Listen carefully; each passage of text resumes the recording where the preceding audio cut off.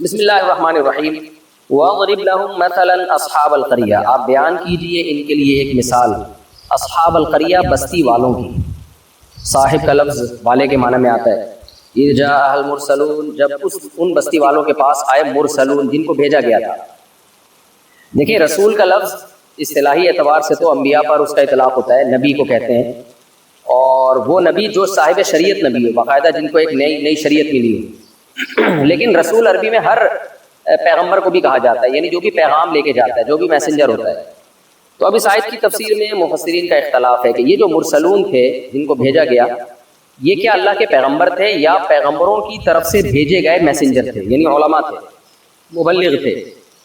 تفسیر میں دونوں چیزیں ملتی ہیں ہمیں، تو لہذا جب دونوں چیزیں ملتی ہیں اور ایک پر بھی کوئی یقینی دلیل نہیں ہے تو اس لیے کوئی ایک یقینی رائے قائم نہیں کی جا سکتی۔ لیکن قرائن سے یہ پتہ چلتا ہے کہ یہ پیغمبر تھے، ایسا معلوم ہوتا ہے۔ وہ قرینہ کیا ہے؟ آگے آ رہا ہے کہ ما انتم الا بشر مثلنا، پیغمبروں نے ان لوگوں نے کہا کہ آپ ہماری طرح کے انسان ہیں۔ تو عام طور پر یہ طعنہ پیغمبروں کو دیا گیا ہے کہ آپ ہماری طرح کے انسان ہیں، تو اس لیے بظاہر معلوم ہوتا ہے کہ وہ پیغمبر ہی تھے۔ اور اگر ہم یہ فرض کر لیتے ہیں کہ پیغمبر نہیں تھے تو پھر مطلب یہ ہوگا کہ آپ ہماری طرح کے انسان، یعنی آپ کو جیسے مبلغ جو ہے یا داعی جو ہے، لوگ سمجھتے ہیں کہ وہ یا بزرگ یا ولی اللہ کوئی ماوراء العقل چیز ہونی چاہیے۔ یہ جہالت کا کانسیپٹ ہمیشہ سے دنیا میں رہا ہے، تو اس زمانے میں بھی ہوگا، لیکن بہرحال راجح یہی معلوم ہوتا ہے کہ یہ پیغمبر تھے، واللہ اعلم۔ دوسرا، یہ بستی کہاں کی تھی جہاں کا اللہ واقعہ بیان کر رہے ہیں؟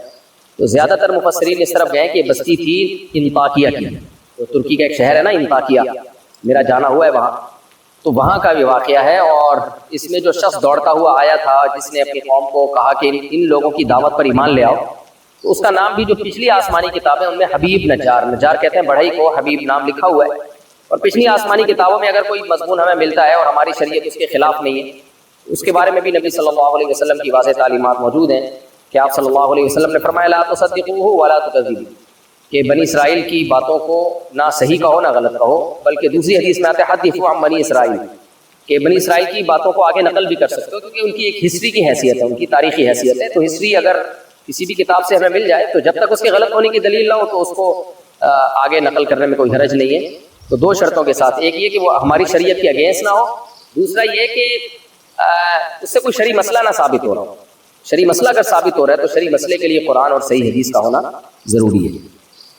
تو زیادہ تر مفسرین اس طرف گئے کہ یہ بستی انطاکیہ کی تھی، اس کے بارے میں کافی قرائن ملتے ہیں۔ علامہ ابن کثیر رحمہ اللہ نے اس پہ رد کیا ہے، کہا کہ یہ انطاکیہ نہیں تھی، لیکن اس رد کا بھی علماء نے جواب دیا ہے، مفسرین نے۔ تو یقینی طور پر میں نے پہلے آپ سے عرض کیا کہ نہیں کہا جا سکتا، لیکن زیادہ تر قرائن اسی کے ہیں کہ یہ انطاکیہ کی تھی۔ اللہ تعالیٰ فرماتے ہیں ان کو بستی والوں کی مثال بیان کریں۔ اذ جاء المرسلون، جب ان کے پاس پیغمبر آئے، اذ ارسلنا الیہم اثنین، جب ہم نے ان بستی والوں کی طرف اثنین دو کو بھیجا، فکذبوہما، بستی والوں نے ان دونوں کو جھٹلایا، فعززنا بثالث، ہم نے تیسرے کے ذریعے ان کو تقویت دی، طاقت دی۔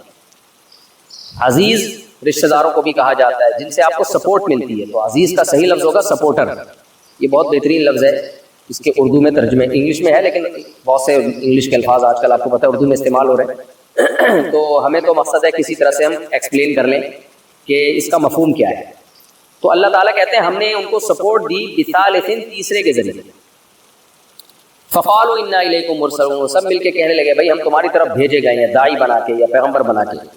اس میں ہمیں یہ بھی معلوم ہوتا ہے کہ دیکھیں انسان کو سپورٹ کی ضرورت ہوتی ہے، جیسے حضرت موسیٰ علیہ السلام نے کہا تھا نا کہ اللہ تو میرے بھائی ہارون کو میرا وزیر بنا دے، تو اللہ نے کیا فرمایا سنشد عضدک باخیک، ہم تیرے بازو کو مضبوط کر دیں گے تیرے بھائی کے ذریعے۔ تو یہ انسان کی نیچر ہے، یہ جو لوگ کہتے ہیں نا میں تنہا ہی سب کچھ کروں گا، یہ بالکل غلط ہے، یہ ایک قسم کا تکبر ہے۔ آپ تنہا نہیں کر سکتے، آپ کی ٹیم ہوتی ہے، آپ کے لوگ ہوتے ہیں، آپ کے سپورٹر ہوتے ہیں، تو یہ آپ دنیا میں کوئی بڑا کام کر سکتے ہیں۔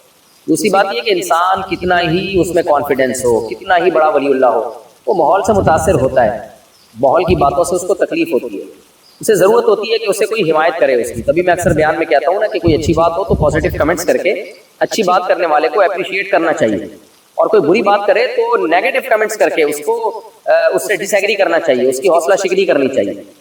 تو تبھی قرآن نے کہا وتعاونوا علی البر والتقوی، نیکی کے کاموں میں ایک دوسرے کو سپورٹ کرو اور برائی کے کاموں میں ایک دوسرے کو سپورٹ مت کرو۔ تو اب دیکھیں یہ دو جو تھے جن کا اللہ قرآن میں ذکر کر رہا ہے، یہ پیغمبر تھے، اگر تو کتنی یعنی زبردست، پیغمبروں کا تو اللہ سے کیسا لنک ہوتا ہے۔ لیکن وہ دو ہونے کے باوجود پریشان ہوئے تو اللہ نے کیا فرمایا کہ ہم نے ان کا سپورٹر بنایا تیسرے، تاکہ ان کو تھوڑا حوصلہ ملے. انسان کو انسانوں سے حوصلہ ملتا ہے اور انسانوں ہی سے اس کی حوصلہ شکنی بھی ہوتی ہے. فقالوا انا الیکم مرسلون. اس آیت سے ہمیں یہ بھی پتہ چلتا ہے کہ انسان کو حتی الامکان اپنے مخالف ماحول نہیں بنانا چاہیے. حتی الامکان لوگوں کی دشمنیاں مول نہیں لینی چاہیے.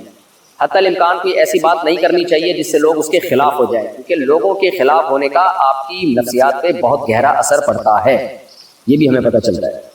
تو صلہ رحمی ہے، رشتہ داروں پہ خرچ کرنا، یہ سب چیزیں اس لیے کہ تاکہ اس کی ایک حکمت یہ بھی ہے کہ لوگ آپ کے سپورٹر بنے، لوگ آپ کے مخالف نہ جائیں. اور اس موقع پر میں وہ حدیث بھی اکثر بیان کرتا ہوں کہ نبی صلی اللہ علیہ وسلم نے فرمایا کہ جب اللہ کسی سے محبت کرتے ہیں تو جبریل کو حکم دیتے ہیں کہ تم اس سے محبت کرو، پھر فرشتوں کو حکم دیتے ہیں، پھر اس کی محبت زمین پہ اتار دی جاتی ہے. تو اس سے بھی ہمیں پتہ چلتا ہے کہ لوگوں میں محبت کا ہونا، اللہ کی طرف محبت، فرشتوں کی محبت، یہ سب اللہ کی نعمتوں میں سے ایک نعمت ہے. دشمنیاں یہ آزمائش ہے. قالوا ما انتم الا بشر مثلنا، وہی کہا گیا جو تمام پیغمبروں کو کہا گیا کہ آپ تو ہماری طرح کے انسان ہیں. وما انزل الرحمن من شيء، رحمان نے کچھ بھی آسمان سے نازل نہیں کیا. اگر یہ پیغمبر نہیں تھے تو اس کا مطلب یہ ہے کہ ہم سرے سے نبوت کے سلسلے کو مانتے ہی نہیں ہیں. جیسے کہ آج کل کے ملحد اور ایتھیسٹ لوگ ہیں، وہ بھی یہ کہتے ہیں کہ کچھ بھی آسمان سے نازل نہیں کیا، کیونکہ علماء تو قرآن کی بات کرتے ہیں نا، تو وہ قرآن کو مانتے ہی نہیں. پہلے لوگوں کے ملحد اور ایتھیسٹ بھی ایسے ہی ہوتے تھے، مادہ پرست بھی ایسے ہی ہوتے تھے، وہ بھی یہی باتیں کرتے تھے کہ رحمان نے آسمان سے کچھ بھی نازل نہیں کیا. رحمان کیوں؟ کیونکہ پیغمبروں نے اللہ کو رحمان سے ڈیفائن کیا تھا نا، ایکسپلین کیا تھا.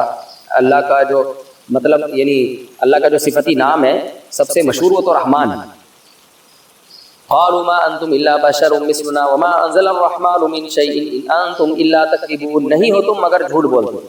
قالوا ربنا يعلم، کہنے لگے ہمارا رب جانتا ہے. انا الیکم لمرسلون، ہم تمہاری طرف پیغمبر بنا کے بھیجے گئے ہیں، قاصد بنا کے بھیجے گئے ہیں.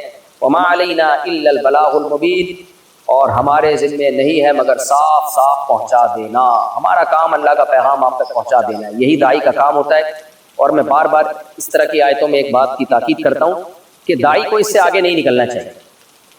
آج بات ہوتی ہے نا نظام کی تبدیلی اور یہ اور وہ، بھائی آپ اپنے اختیار میں جو ہے اس میں کمی نہ کریں، جو آپ کے اختیار سے باہر ہے اس کی باتیں بھی نہ کریں، اس سے لوگوں کی صلاحیتیں ضائع ہوتی ہیں. تو پیغمبروں نے بھی یہ کہا بھائی ہمارا کام اللہ کا پیغام پہنچا دینا ہے، اس سے آگے کے ہم مکلف نہیں ہیں. جب پیغمبر اس سے آگے کے مکلف نہیں ہیں تو ہم اور آپ کیسے اس بات کے مکلف ہیں کہ اپنی استطاعت اور اپنی طاقت سے آگے زیادہ جا کے کام کرنے کی کوشش کریں. قالوا انا تطیرنا بکم، کہنے لگے کہ ہم آپ سے بدشگونی لیتے ہیں. بدشگونی کا لفظ اردو میں استعمال ہوتا ہے یعنی نحوست لینا. زمانے جاہلیت کی ایک رسم ہے اور آج بھی یہ رسم لوگوں میں موجود ہے. آپ نے دیکھا کہ بھئی کالی بلی سامنے سے گزری ہے، یہ نحوست لیتے ہیں لوگ اس کی کہ شاید یہ کچھ غلط ہونے والا ہے میرے ساتھ. اور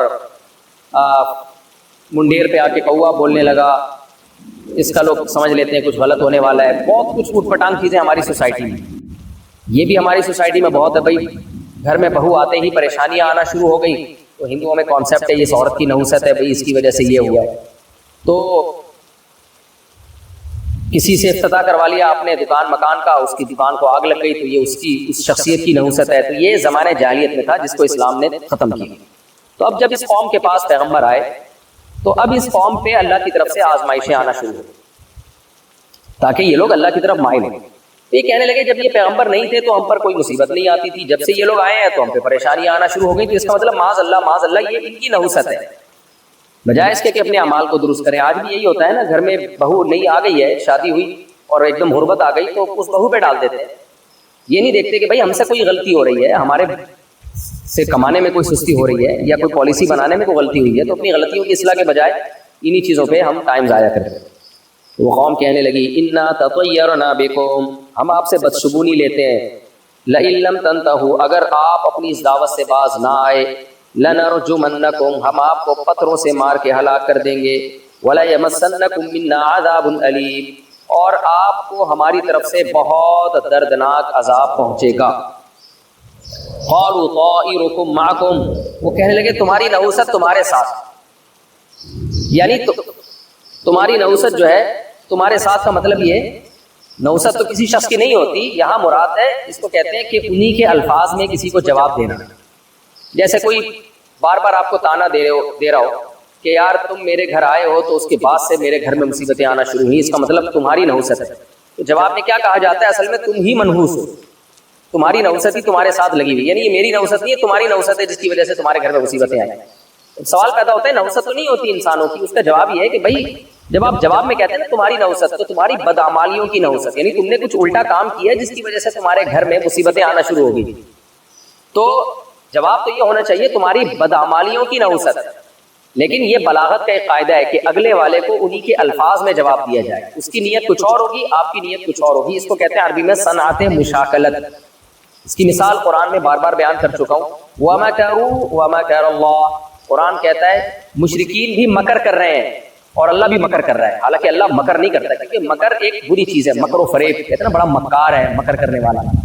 تو اصل میں تو اللہ یہ بتانا چاہ رہے ہیں کہ مشرکین بھی ایک مکر کر رہے ہیں، مکر کہتے ہیں خفیہ طریقے سے بری تدبیریں، تو اللہ بھی خفیہ طریقے سے ان کی بری تدبیروں کو فیل کر رہا ہے۔ اس فیل کرنے کو اللہ نے مکر کے لفظ سے تعبیر کیا کہ انہی کے جو لفظ ان کے لیے استعمال کیا، تو اس موقع پہ اللہ نے وہ لفظ اپنے لیے استعمال کیا۔ مقصد اس لفظ کی حقیقت نہیں ہے، بلکہ مقصد ہے اس مکر کا اللہ جواب دے رہے ہیں۔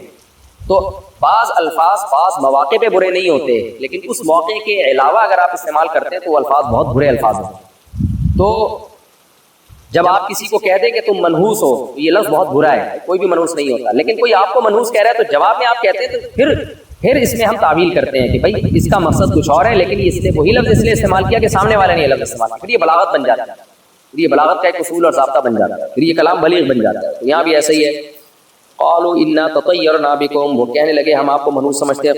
پیغمبروں نے جواب میں کیا کہا؟ طائرکم معکم، تمہاری نحوست تمہارے ساتھ لگی ہوئی ہے۔ کیا مطلب؟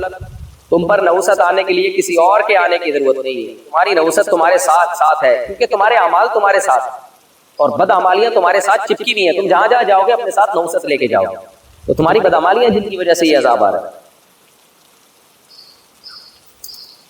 ہے۔ ان ذکرتم، اگر تمہیں نصیحت کی جا رہی ہے، آگے جواب محذوف ہے، یعنی اگر تمہیں نصیحت کی جا رہی ہے، اس کے جواب میں تم یہ کہہ رہے ہو کہ ہماری نحوست ہے معاذ اللہ جس کی وجہ سے بدعمالیاں آ رہی ہیں۔ نصیحت خیر خواہی کو کہتے ہیں، تو خیر خواہی تو انسان سنتا ہے، اس پہ عمل کرنے کی کوشش کرتا ہے، یعنی ہم تمہارے فائدے کی باتیں کر رہے ہیں اور تم ہمیں الٹا کہہ رہے ہو کہ ہم تمہارے نقصان کا ذریعہ ہیں۔ بل انتم قوم مسرفون، بلکہ تم ہی ایسی قوم ہو جو حد سے تجاوز کر رہی ہے، لمٹ کو کراس کر رہے ہو تم، یعنی صرف یہ نہیں کہ نافرمانی کر رہے ہو، بات نہیں مان رہے، بلکہ الٹا ہم پر الزام لگا رہے ہیں۔ وَجَاءَ مِنْ أَقْصَى الْمَدِينَةِ رَجُلٌ يَسْعَىٰ، شہر کے کنارے سے ایک شخص دوڑتا ہوا ہے، جس کو کتابوں میں حبیب نجار سے تعبیر کیا گیا ہے۔ یہ پہلے سے مسلمان تھا، یا تو پچھلی ظاہر ہے پیغمبروں کا سلسلہ تو آتا رہا ہے، یا یہ کہ اس تک ان کی دعوت پہنچی اور اس نے اسلام قبول کیا، دین برحق کو قبول کیا۔ زیادہ تر حضرات اس طرف ہیں کہ حضرت عیسیٰ علیہ السلام کے دور کے آس پاس کا یہ واقعہ ہے، تو یا تو یہ ان کی یعنی اس نے جو ہے ان کی دعوت اس تک پہنچی، بہرحال یہ مسلمان ہو گیا اور آ کے دوڑتا ہوا آیا۔ قال یا قوم اتبعوا المرسلین، اے میری قوم ان پیغمبروں کی اتباع۔ دوڑتا ہوا کیوں آیا؟ دیکھیں قرآن میں یسعیٰ کا لفظ، قرآن میں کوئی بھی لفظ فضول استعمال نہیں ہوتا۔ اللہ یہ بھی کہہ سکتے تھے کہ ایک شخص آیا شہر کے کنارے سے، یہ بھی کہہ سکتے تھے اللہ تعالیٰ، لیکن یسعیٰ کا لفظ قرآن نے استعمال کیا ہے۔ بالکل اسی طرح کا یسعیٰ کا لفظ اللہ نے سورہ قصص میں بھی استعمال کیا، وجاء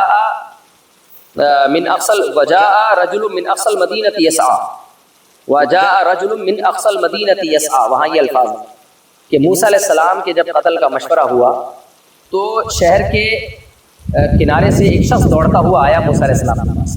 وہاں بھی دوڑنے کا لفظ ہے، یہاں بھی دوڑنے کا لفظ ہے۔ یہ اصل میں یہ بتانے کے لیے کہ جو بھی نیک آدمی ہوتا ہے وہ خیر پر حریص ہوتا ہے، وہ خیر کے کاموں میں سست نہیں ہوتا۔ دوڑنا کنایا ہے جلد بازی سے، یعنی بات جلد بازی پسندیدہ ہوتی ہے، وہ بری نہیں ہوتی، کہ جب آپ کے جلدی نہ کرنے سے سامنے والے کو نقصان پہنچنے کا اندیشہ ہو، پھر وہ کام چل کے نہیں بلکہ دوڑ کے کرنا چاہیے۔ تو موسیٰ علیہ السلام کے دور میں بھی دربار میں مشورہ ہوا کہ موسیٰ علیہ السلام کو قتل کر دیا جائے گا، تو ایک شخص کو پتہ چل گیا کہ موسیٰ علیہ السلام کے قتل کے فیصلے ہو رہے ہیں، تو اگر وہ چل کے جاتا اسے خطرہ تھا کہ بھئی ایسا نہ ہو کہ جو موسیٰ علیہ السلام کے جو فوجی فرعون کے جو لوگ ہیں وہ یہاں تک پہنچ جائیں اور موسیٰ علیہ السلام کو گرفتار کر لیں، تو مجھے جلدی جا کے اطلاع دینی چاہیے۔ خیر کا جذبہ تھا حضرت موسیٰ علیہ السلام کو بچانے کی، اس نے فوراً کوشش کی۔ اسی طرح یہاں بھی اب اس شخص میں بھی اپنی قوم کے ساتھ خیر خواہی کا جذبہ تھا، اس کو یہ تھا کہ ایسا نہ ہو کہ میری قوم ان پیغمبروں کو جھٹلائے اور ان پر آسمانی عذاب آ جائے یا پیغمبروں کو قتل نہ کر دے کہیں۔ اس نے بھی کہا بھائی یہ کام آرام سے کرنے کا نہیں ہے کہ میں آرام سے جاؤں، پتہ نہیں کیا ہو جائے گا، مجھے فوراً یہ کام کرنا چاہیے تاکہ میں اپنی قوم کو اللہ کے عذاب سے کسی بھی طریقے سے بچا سکوں۔ تو دینداروں کو اس بارے میں غور و فکر سے کام کرنا چاہیے۔ ہماری قوم میں سستی بہت ہے، ہم کوئی بھی اچھا کام کرنا چاہتے ہیں بہت زیادہ سستی کا ہم شکار ہو جاتے ہیں۔ تو اچھا کام میں انسان کو جلدی کرنی چاہیے، سستی کا شکار نہیں ہونا چاہیے۔ کتنے لوگ ہیں جنہوں نے قرآن حفظ کرنے کا ارادہ کیا ہے لیکن وہ سستی کا شکار ہے، کتنے ہیں جنہوں نے حج کا ارادہ کیا لیکن ڈیلے کرتے چلے جاتے ہیں۔ چاہے دنیا کا معاملہ ہو دین کا معاملہ ہو، آپ کو کام فوراً شروع کر دینا چاہیے۔ وجاء من اقصى المدينة رجل يسعى قال يا قوم اتبعوا المرسلين اتبعوا من لا يسألكم اجرا وهم مهتدون۔ دوڑتا ہوا آیا اور کہنے لگا ہے میری قوم ان پیغمبروں کی اتباع کرو اور ان لوگوں کی اتباع کرو جو تم سے کوئی اجر کا مطالبہ نہیں کرتے اور وہ خود بھی سیدھے راستے پر ہیں۔ یہ ہے مختصر اور جامع تبلیغ۔ کیونکہ دوڑتا ہوا آیا اور اس کو ڈر تھا کہ قوم جلد بازی میں کوئی الٹا کام کرے گی، جلد بازی میں دلائل بھی پھر مختصر دیے جاتے ہیں، لمبے چوڑے دلائل۔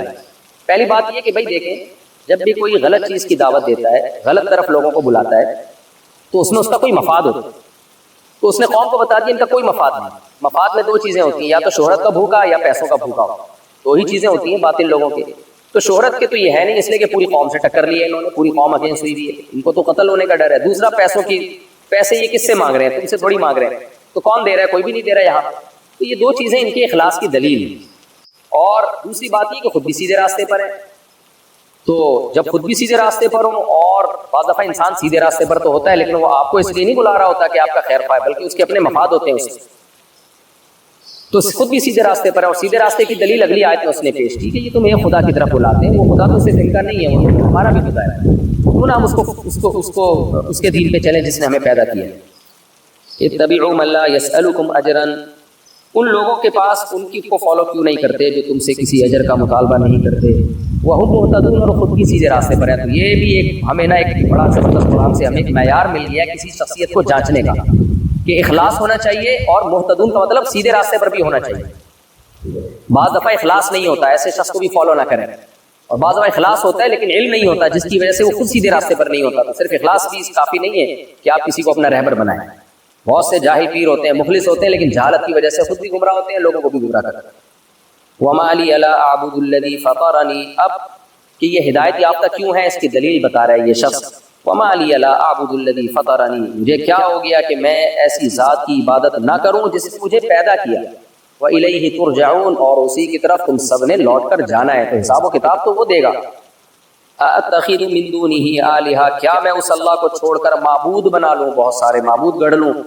إِن يُرِدْنِي الرَّحْمَنُ بِضُرٍّ، اگر رحمان مجھے کوئی نقصان پہنچانے کا ارادہ کرے گا، لَا تُغْنِ عَنِّي شَفَاعَتُهُمْ شَيْئًا، تو ان معبودوں کی شفاعت مجھے کوئی فائدہ نہیں پہنچائے گی۔ ان بتوں کی عبادت تو اسی لیے کرتے ہیں نا مشرک، یہ ہمیں آخرت میں فائدہ پہنچائیں گے، یہ کچھ بھی نہیں کر سکتے۔ وَلَا يُنْقِذُونَ، اور نہ یہ مجھے عذاب سے بچا سکتے ہیں۔ انی اذن، اگر میں نے ایسا کیا تو میں لفی ضلال مبین، میں کھلی ہوئی گمراہی میں ہوں گا۔ انی آمنت بربکم فاسمعون، اس نے شروع میں اپنے ایمان کو چھپایا، اس کی وجہ یہ تھی کہ تاکہ یہ لوگ اس کی دعوت سن سکیں۔ اس سے ہمیں یہ بھی پتہ چلتا ہے کہ کسی مصلحت سے اپنے ایمان کو وقتی طور پہ چھپایا جا سکتا ہے۔ یہ تو نہیں کہا جا سکتا کہ میں کافر ہوں، یہ تو مذاق میں بھی جائز نہیں ہے، لیکن ایمان کو کافر کہنے کی اجازت، اپنے آپ کو یعنی کافر ڈکلیئر کرنے کی اجازت اس وقت ہے، ڈکلیئر تو نہیں کہیں گے، یعنی ظاہر کرنے کی اجازت کہ اس وقت ہے جب آپ کو جان کا خطرہ ہو۔ جان کا خطرہ ہو یا بہت طویل عرصے کی قید یا بہت زیادہ شدید مار پیٹ کا خطرہ ہو، تو پھر انسان اپنی جان بچانے کے لیے اپنے آپ کو کافر کہہ سکتا ہے، تو وہ تو ایک الگ بات ہے۔ یہ مسئلہ تو میں پہلے کئی بار بیان کر چکا ہوں، لیکن اپنے آپ کو مومن شو کرنا ہر جگہ ضروری نہیں ہے۔ ایک تو ہے نا کہ اپنے آپ کو کافر کہنا، وہ تو اجازت نہیں ہے سوائے چند صورتوں کی۔ ایک ہے کہ اپنے آپ کو یہ شو نہ کرنا کہ میں مسلم ہوں، ہر جگہ تو یہ شو نہیں کرتا، تو یہ مصلحتاً جائز ہے۔ اب جیسے یہ نوجوان آیا، اس نے یہ نہیں کہا کہ میں بھی تمہارے مذہب پر ہوں، تمہارے دین پر ہوں، یہ تو حرام تھا کہنا، لیکن یہ بھی شو نہیں کیا کہ میں مسلمان ہوں، اس لیے کہ اگر یہ شو کر دیتا کہ میں ایمان لے آیا ہوں تو پھر یہ لوگ اس کی بات ہی نہ سنتے، یہ شروع میں اس سے دشمنی مول لی۔ تو پہلے اس نے دین کی دعوت دی، ان کو سمجھایا، اور جب دیکھا کہ یہ نہیں مان رہے ہیں تو پھر کہہ دیا انی آمنت بربکم، کیونکہ اب موٹیویشن کے لیے بعض دفعہ کہنا پڑتا ہے کہ بھائی دیکھو میں بھی ایمان لے آیا ہوں، تو اب تم بھی ایمان لے کر آؤ۔ انی آمنت بربکم فاسمعون، میں تمہارے رب پر ایمان لے آیا ہوں تو میری بات سنو۔ قیل ادخل الجنہ، کہا گیا کہ جنت میں داخل ہو. یہ ہے صنعت اندماج. بلاغت کا ایک اصول ہے کہ کچھ چیزیں حذف کر دی جاتی ہیں ایک دم، انسان یعنی ٹو دا پوائنٹ بات کی طرف جب آ جاتا ہے اور بیچ کے سارے پہلوؤں کو حذف کر دیا جائے تو یہ بھی، اس میں بھی بلاغت یعنی بعض دفعہ یہ چیز بھی کلام میں بہت جان پیدا کر دیتی ہے. تو اللہ کہتے ہیں قیل ادخل الجنہ، کہا گیا جنت میں داخل ہو. کیا مطلب؟ جیسے ہی اس نے یہ کہا ہے اتنی جلدی اس کو قتل کیا گیا کہ گویا قرآن نے اس قتل کے واقعے کو ہی حذف کر دیا کہ بس اس نے کا یہ کہنا تھا کہ میں تمہارے رب پر ایمان لے آیا، تم میری بات سنو، یہ کہا اور اس کو قتل کر دیا، اور قتل کرتے ہی اللہ نے اس کو جنت میں داخل کیا. تو یہ اتنا آنن فانن یہ کام ہوا ہے کہ قرآن کہتا ہے بس یوں سمجھو کہ اس نے یہ کہا کہ میں ایمان لے آیا اور اللہ نے اسے کہا کہ جنت میں داخل ہو. یہ بتانے کے لیے کہ جنت میں اور انسان میں چند سیکنڈوں کا بھی فاصلہ ہو سکتا ہے، اور یہ کتنی بڑی کامیابی ہے ایمان اور عمل صالح پر قائم رہنا. یہ شخص صرف مومن نہیں تھا بلکہ عمل صالح بھی تھا کہ اس قوم میں جا کے اپنے ایمان کا